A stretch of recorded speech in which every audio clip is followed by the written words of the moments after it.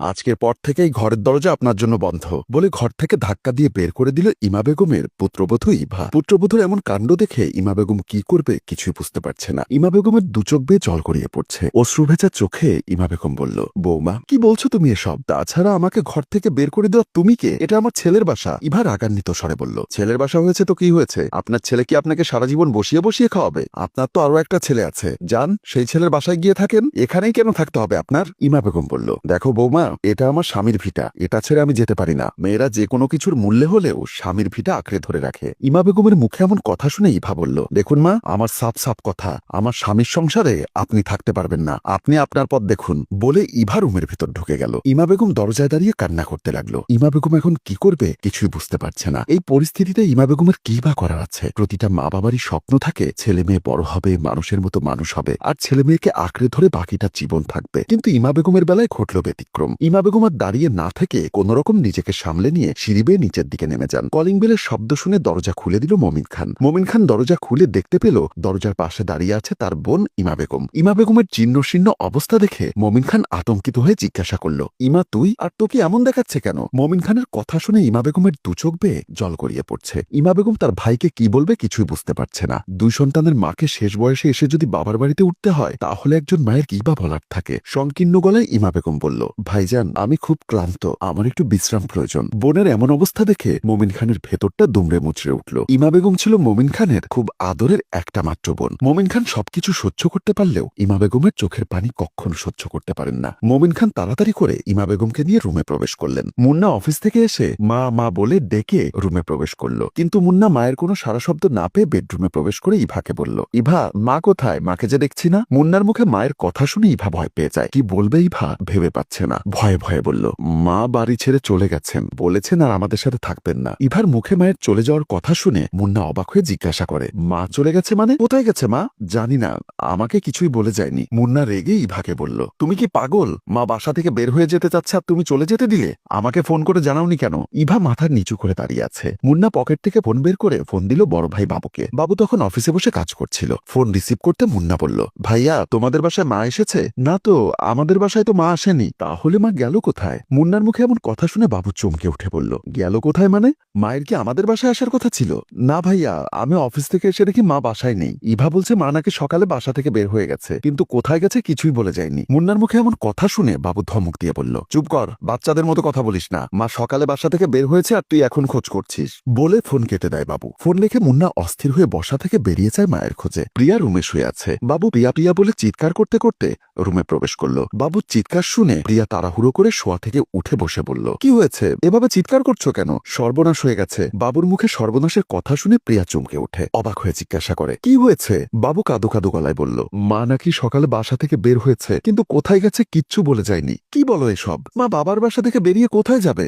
আমাদের বাসা ছাড়া তো তোমার মা আর কোথাও যায় না। বাবু বলল, আমিও তো সেটাই বলছি, সকাল থেকে এখন পর্যন্ত আমাদের বাসায় যখন আসেনি, তাহলে মা গেল কোথায়? প্রিয়া একটু রাগান্বিত স্বরে বলল, এখন আর ন্যাকামো করো না। কতবার বলেছি মাকে আমাদের বাসায় নিয়ে এসো, কিন্তু তুমি আনোনি। মা না আসলে সেটাকে আমার দোষ? আমিও মাকে অনেকবার বলেছি আমাদের সাথে আমাদের বাসায় থাকার জন্য, কিন্তু মা আমাদের ভাড়া বাসায় থাকবে না। মায়ের একটাই কথা, স্বামীর ভিটা ছেড়ে কোথাও যাবে না। হয়েছে, এখন এত কথা বলে লাভ নেই। যাও গিয়ে দেখো মা কোথায় গিয়েছেন। আচ্ছা ঠিক আছে, আমি যাচ্ছি। তুমি আমাদের আত্মীয় স্বজন যারা যারা আছে সবার বাড়িতে ফোন দাও, ফোন দিয়ে দেখো মা কারো বাড়িতে গেছে কিনা। বলে বাবু রুম থেকে বের হয়ে গেল। প্রিয়া ফোন হাতে নিয়ে সবাইকে ফোন করতে লাগলো। ইমা বেগমের কোনো খোঁজ খবর না পেয়ে ক্লান্ত হয়ে বাসায় ফিরল মুন্না। রুমে ঢুকে দেখতে পেল ইভা ড্রয়িং রুমে বসে টিভি দেখছে। এমন দৃশ্য দেখে মুন্না মনে মনে ভাবল, একটা জলজান্ত মানুষ সকাল থেকে এখন পর্যন্ত নিখোঁজ, অথচ সে বসে বসে টিভি দেখছে। তারা আজ তোর একদিন কি আমার একদিন। বলে এবার কাছে গেল মুন্না। মুন্নাকে দেখে ইভা সোফা থেকে দাঁড়িয়ে বলল, কি হলো, মায়ের কোনো খোঁজ পেলে? মুন্না স্বাভাবিক ভঙ্গিমায় বলল, না,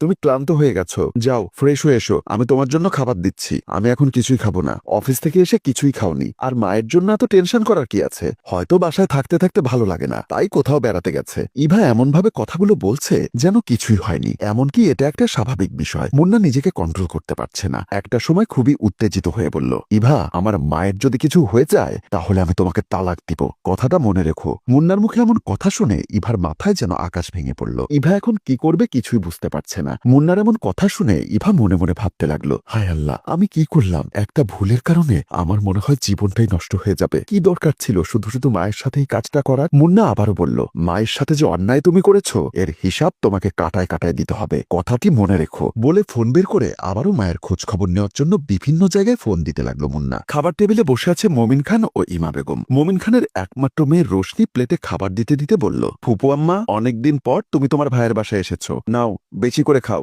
না হলে আবার তোমার ছেলেরা বলবে যে তোমার বাবার বাড়িতে খাবার নেই। রোশনির এমন কথা শুনে মমিন খান ও ইমা বেগম হু হু করে হেসে উঠল। রোশনি তার বাবা মমিন খানের দিকে চেয়ে মুখটি মলিন করে বলল, আব্বু, তোমাদের দুই ভাই বোনকে দেখে আমার খুব খারাপ লাগছে, খুব শখ হচ্ছে। ইস, আমার যদি একটা ভাই থাকতো। মেয়ের মুখে এমন কথা শুনে মমিন খানের মুখটি মলিন হয়ে গেল। ইমা বেগম বুঝতে পারল রোশনির কথা শুনে মমিন খানের মন খারাপ হয়েছে, তাই পরিবেশটা স্বাভাবিক করার জন্য ইমা বেগম বলল, তুই আমাদের বংশের একমাত্র প্রদীপ, আর ভাই দিয়ে কি করবি? বেশি কথা না বলে তাড়াতাড়ি খেয়ে নে। এমন সময় মমিন খান বলল, ইমা, মুন্না ফোন করেছিল তোর খবর নেবার জন্য, তুমি কি বলেছো আমি এখানে আছি? ফুপু আম্মা, তুমি কি বাড়ি থেকে ঝগড়া করে আমাদের এখানে চলে এসেছো? রোশনির মুখে এমন কথা শুনে ইমা বেগম চুপ করে রইল। মমিন খানও আর কিছু বলতে পারছে না। রোশনি নিজে একা একাই বলে যাচ্ছে, আসুক এবার বাবু ভাই আর মুন্না ভাই, ইচ্ছা মতো বকে দিব। আমার সোনার টুকরা ফুপু আম্মাকে তারা দুই ভাই দেখে রাখতে পারে না? ইমা বেগম লক্ষ্য করল রোশনির কথা বলার ধরন কিছুটা তাদের মায়ের মতো। রোশনি ভাত খাচ্ছে আর ফটাফট কথা বলেই চলেছে। রান্নাঘরে রান্না করছে ইভা। এমন সময় মুন্না এসে ইভাকে বলল, ইভা, তুমি এক্ষুনি মামার বাসায় যাও, মা মামার বাসায় আছে, যাও গিয়ে যেভাবে পারো মাকে বাসায় নিয়ে এসো। মাকে যদি বাসায় আনতে না পারো তাহলে আমি যা বলেছি তাই করব, আমি তোমাকে ডিভোর্স দিব। মুন্না আর ইভার বিয়ে হয়েছে প্রায় 4 বছর। এই 4 বছরের মাঝে ইভা মুন্নার চোখে মায়ের প্রতি ভালোবাসা দেখতে পায়, কিন্তু আজ মুন্নার চোখে মায়ের প্রতি যে ভালোবাসা তা কোনো সাধারণ ভালোবাসার বহিঃপ্রকাশ নয়, এটা মায়ের প্রতি সন্তানের ভালোবাসা। একটা ছেলের কাছে সবার ঊর্ধ্বে তার মা। মায়ের প্রতি অসম্মান, অবহেলা পৃথিবীর কোনো ছেলেই সহ্য করতে পারে না। ঠিক আছে, আমি মাকে বাসায় ফিরিয়ে আনছি, তুমি কোনো চিন্তা করো না, আমি এক্ষুনি যাচ্ছি। বলে ইভা মামার বাড়ির উদ্দেশ্যে রুম থেকে বেরিয়ে গেল। ইভা ড্রয়িং রুমে ঢুকে দেখতে পেল ইমা বেগম নামাজ পড়ছে। ইভা ইমা বেগমের পাশে নামাজ শেষ হওয়া পর্যন্ত অপেক্ষা করতে লাগলো। যথানিয়মে ইমা বেগম নামাজের সালাম ফিরিয়ে মোনাজাতের জন্য হাত পাতলেন আল্লাহর দরবারে। ইমা বেগম দোয়া করতে লাগলেন, হে আল্লাহ, তুমি আমার দুই ছেলেকে দুনিয়া ও আখিরাতে কল্যাণ দান করো, আমার ছোট বৌমার কোলে একটা নেক সন্তান দান করুন, আমাদের সংসারে তুমি রহমত আর বরকত দান করো। ইমা বেগমের মুখে এমন মোনাজাত শুনে ইভা হতভম্ব হয়ে যায়। মনে মনে ভাবতে থাকে, সকালে যে মায়ের সাথে এত খারাপ আচরণ করে ঘর থেকে বের করে দিয়েছি, আর সেই মা আমার জন্য মোনাজাতে দোয়া করছে। সত্যি আমি কতটা খারাপ, কতটা নিচু মনের মানুষ হলে আমি মায়ের সাথে খারাপ ব্যবহার করতে পারি। ইমা মনে মনে আল্লাহর কাছে ক্ষমা চাইতে লাগলো, হে আল্লাহ, আমি না বুঝে অনেক বড় অপরাধ করে ফেলেছি, তুমি আমাকে ক্ষমা করে দাও। ইভার দুচোখ বেয়ে জল গড়িয়ে পড়তে লাগলো। ইমা বেগম মোনাজাত শেষ করেই দেখতে পেল ইভা পিছনে দাঁড়িয়ে আছে। ইভাকে দেখে ইমা বেগম মুখ ফিরিয়ে নিল। ইভা দাঁড়িয়ে না থেকে দৌড়ে গিয়ে মা ইমা বেগমের পায়ে পড়ে বলল, মা, আমি আপনার সাথে অনেক বড় অন্যায় করে ফেলেছি, আসলে আমি বুঝতে পারিনি মা। মা, সকালে আপনার সাথে খারাপ ব্যবহার করেছি, আর আপনি জায়নামাজে আমার জন্য দোয়া করলেন।